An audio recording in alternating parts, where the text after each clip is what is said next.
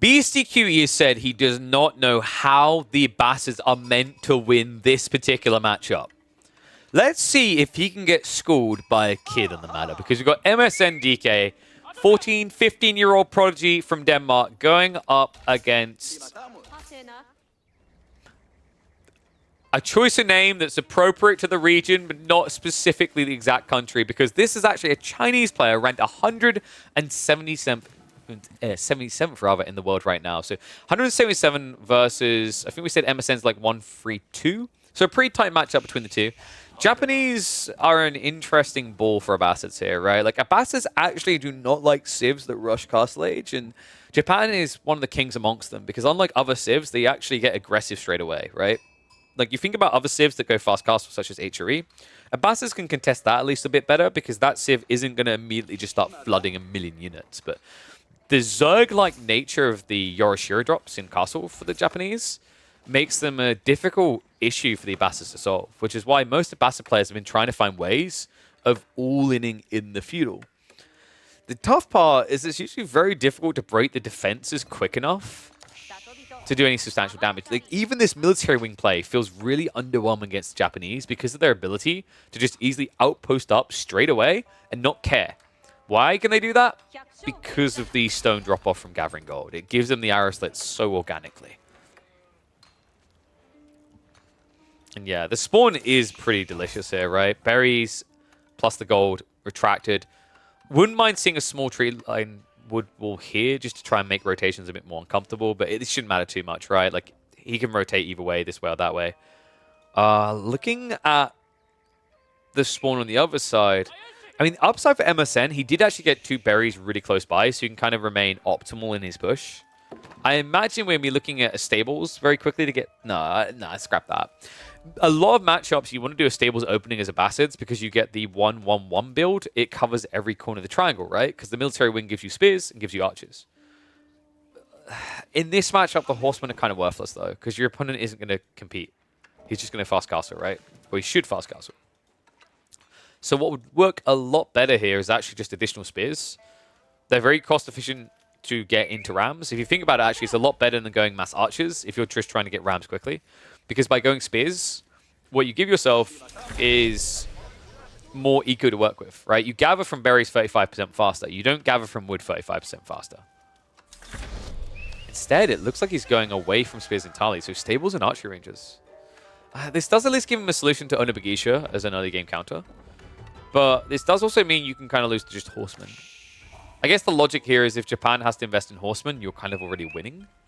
Because that is a very expensive comp to go. And oh, hello. Where have you been all my life?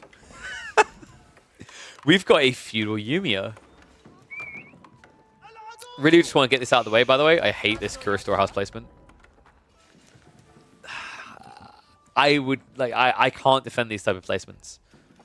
Especially when you're going Yumi. You should have the Kura on the tree line.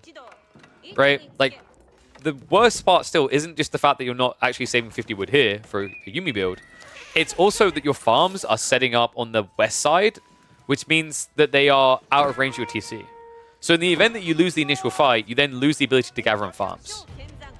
And what's still, your opponent can just sit there burning the farms down, and then you just like get no farms ever.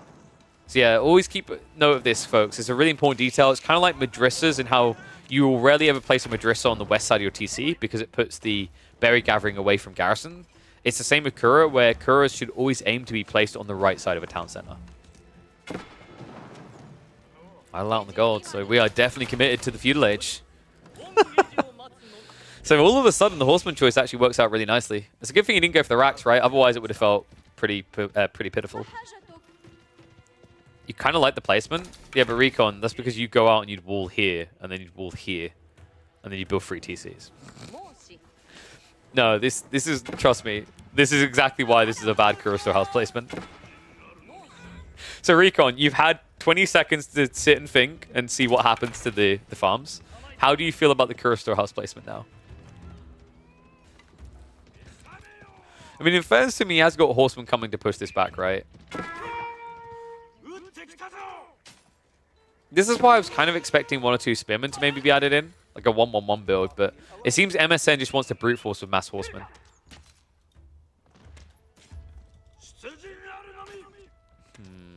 MSN. Yumi did get baited out of position. And, like, actually, this is evening out not too badly, right? He loses the 2 archers, but he idles out back there, and he should be able to get, what, 3 Yumi here if he's quick? In fact, he already killed another one down there, I believe.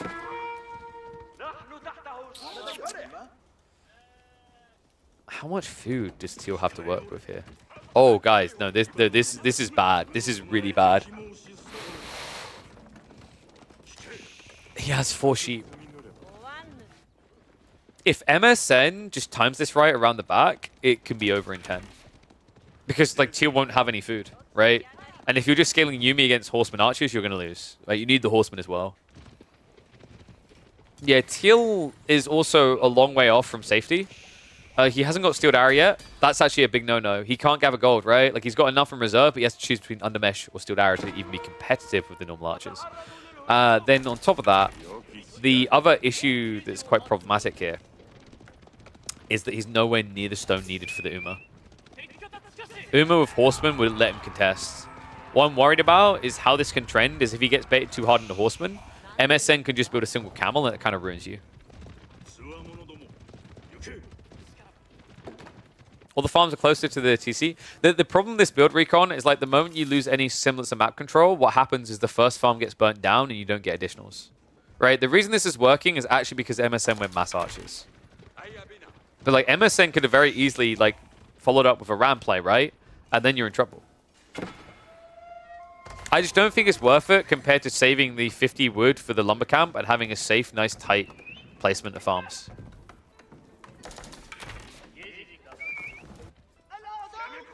I hope the macro isn't 2 TC. This should just be Daimyo, but you're right. Like, he's holding onto a lot of wood. That would kill him in this game. He's doing a good job of cutting reinforcements. That's going to at least reset MSN temporarily. The best thing MSN can do right now is get shivs out of the villages. There we go. Our boy knows.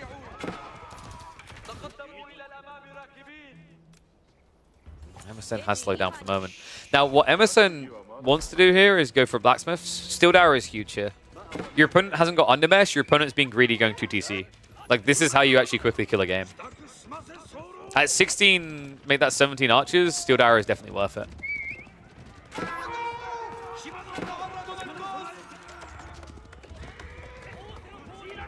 Nice thing about Yumi is if you ever do scale them high enough, you're easily able to obliterate Cav, by the way.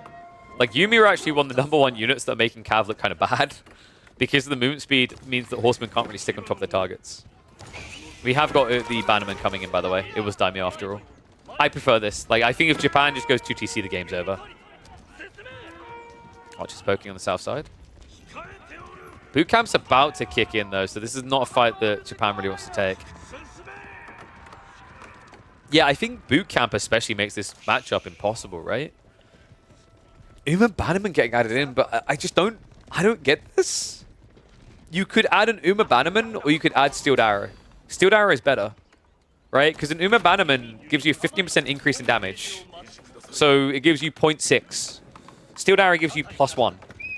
It's just notably worse to go Bannerman here. Clash coming in. I mean, I guess he's more tanky, so there's at least that working for you, but against Horseman, he won't feel it. Oh boy, big idle time as well. Looks like he's going to be forced off the tree line. Oh, trying to get Mass Yumi as well. Give me a reset here as MSN backs up. If we just see a Blacksmith drop now. I mean, he's floating a bit of gold. I'd at least like to see bare minimum double broad axe. If you don't want to go for the Blacksmith play here, at least maximize your wood output.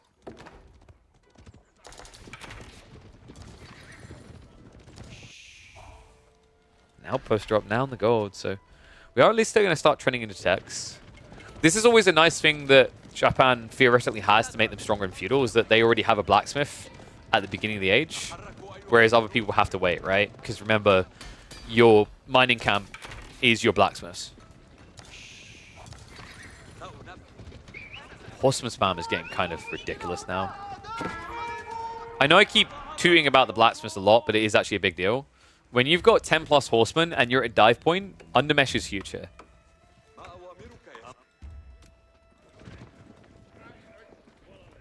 All right, Recon, go back to the corner you came from. Like, garrisoning Bannerman inside a building should give +1 arrows as well. I'm sorry, do we want to extend that? So when you put it in like a castle, it should just give 15% more damage to a castle. No, don't encourage him, guys. You need to remember that like a TC has 8 base damage. And if you garrison it inside, it's going to increase that by 15%. That's pretty busted.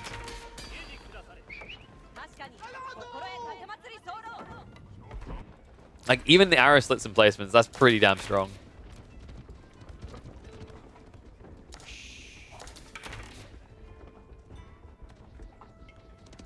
It's only 8 base damage on the TC arrows. An upgraded TC. Yeah, but like, you're saying you're going to increase range damage by 15%, right? You remember the Shogun at Castle, right? That's range damage. Horseman Clash coming in. Oh, this is not a fight that Teal's ready for. Ram's going to move across on the outpost now. I mean, the Horseman, in theory, should carry this, but there is one small problem.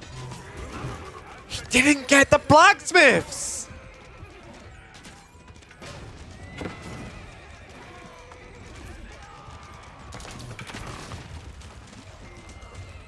All right, wrap him up. Send him home. I can't believe this, man. It's crazy. MSM, if he just has Undermesh here, this is an unlosable fight.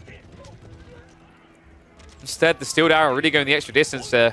The Yuumi buff as well. All of it just stacking up.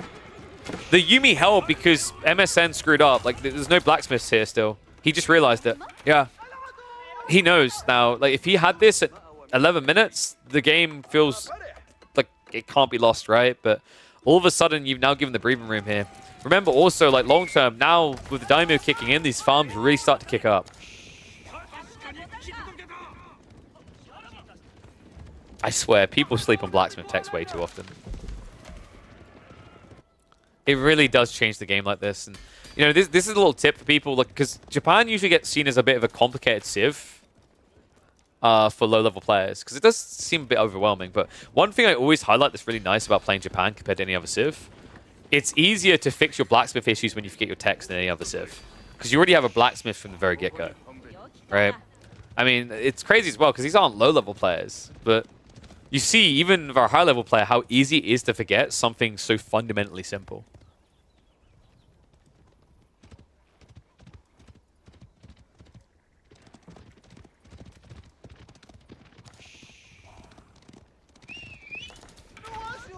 Gathering on the backside here is really important. So the Horseman will start idling up here.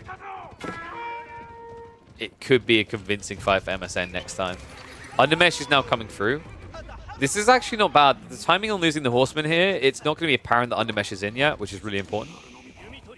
Scout is actually idling out a bunch of villages, funnily enough. So he's going to go down.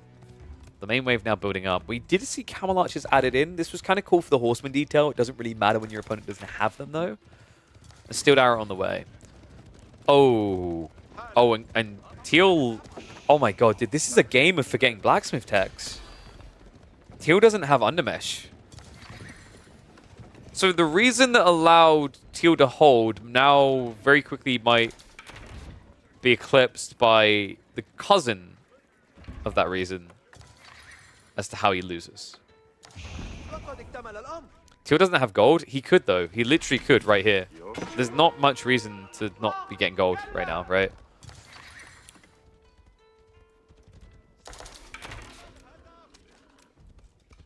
I mean, I keep telling you guys, Yuumi are actually really good. People have been sleeping on Yuumi way too freaking long.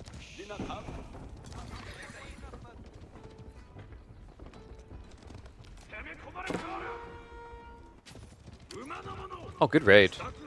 Yeah, Teal needs some chip damage here, right? Like, he definitely took a big, heavy hit earlier on. And remember, your economy is already worse than the Abbasids. They got that tech right there.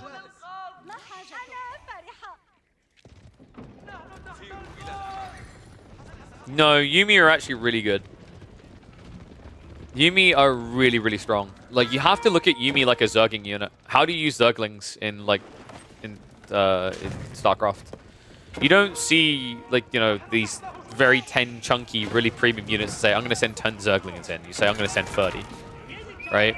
And then you don't even necessarily start off by going for the main fight. You go after their economy. You raid eco. That's how you use Yuumi. And they're very disposable as well because they're so cheap. It's pretty much Lob trying to stand their ground here, but the archer count way too high. This is the fight. This is how you do it. This should be the convincer. Undermesh making these horsemen substantially more tanky now. Archer's just sticking to the target as well. I mean, this is the problem for Yuumi, right? Like, Yuumi are very good raiding. They're very good aggro play units. They are not good defenders, though, because when you defend, you have to be capable of standing your ground. That is something that Yuumi do not want to do in this situation. Mass is going to reset. All horsemen were thrown away, but the lead is undeniable here. MSN, 57 archers to 26 Yuumi. This is how Yuumi look underpowered. The goal is to have these numbers the other way around. I think, like, the big issue in this game with this whole Yuumi play is why I was a little bit kind of weirded out at first is when your opponent goes archers plus horsemen, you have no way of raiding with Yuumi, right? Because you run into horsemen. If this was a different comp, a non-horseman comp, though, Yuumi would look busted. Because he could go after the pocket ecos on the berries. Yeah, this game is over. I just don't see the way. You can already see Teal was trying to save up for Castle, but he knows it as well. This truly is a matchup that feels like a nightmare for the Japanese.